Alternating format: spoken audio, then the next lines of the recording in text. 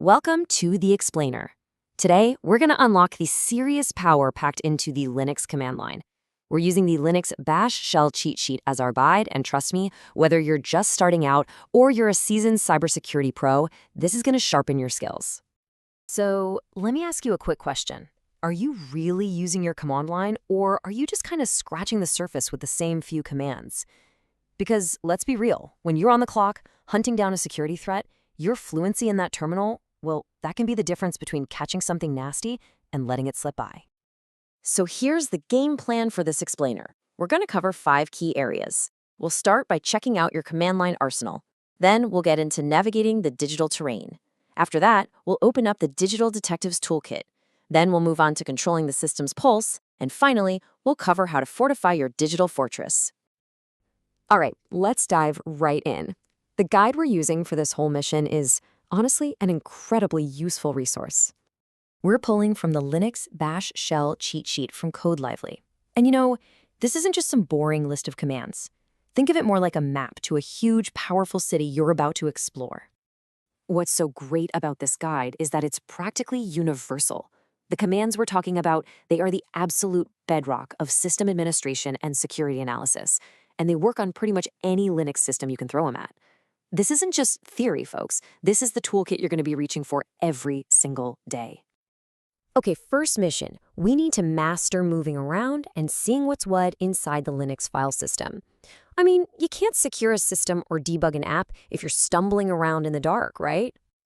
This slide just perfectly nails the fundamental rhythm of working in the terminal.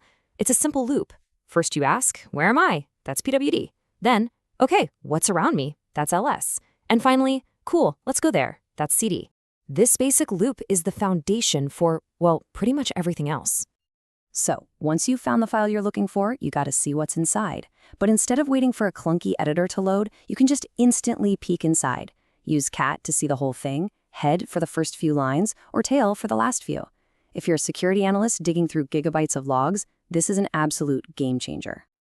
Now picture this. An alert just went off. You've got suspicious activity on a server, and you need to dive into some massive log files to find the evidence, like yesterday. This is where you open up your Digital Detectives Toolkit. Your mission, should you choose to accept it, is to find that needle in the haystack. And your 2 best friends for this job are find, to locate the right file, and grep, which is probably the most important tool for sifting through data. Think of them as the bloodhounds of your command line. And as the cheat sheet points out, grep basically becomes a superpower when you combine it with regular expressions, or regex. This lets you hunt for really complex patterns, things like IP addresses, specific malware signatures, or weird error codes, not just simple words. Check this out. This command doesn't just find the word error anywhere. See that little caret symbol at the beginning? That tells it to only find lines that start with the word error. Imagine you're tracking down a specific log entry that always starts the same way. This is exactly how you cut through all the noise to find the one signal you're looking for. And now, for what might be the single most powerful concept in all of Linux, the pipe, that little vertical bar. It lets you chain commands together, feeding the output of one command directly into the input of the next. Just look at this example. In one single, beautiful line, you can search the authentication log for every failed login, sort all those results, and then have wc-l count them up for you. That's not just a command. That's a whole data analysis pipeline for a security investigation right there. So, let's build on that. We've been analyzing static files, which is kind of like looking at the system's memory. Now we're going to shift gears and start managing its living, breathing processes. If files are the memory, processes are the system's thoughts, what it's doing right this second. These 2 commands are your windows into the system's brain. PSFE is like taking a photo, a complete static snapshot of every single process. But top?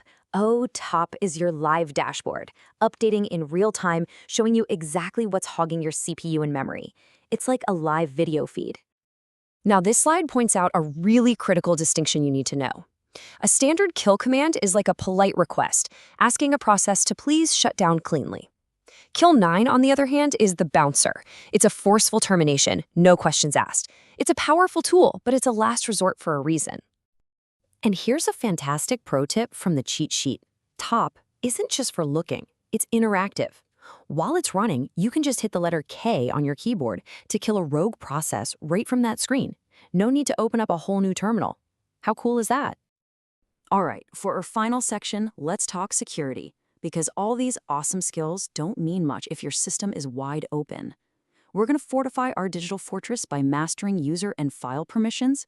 This is the absolute foundation of Linux security.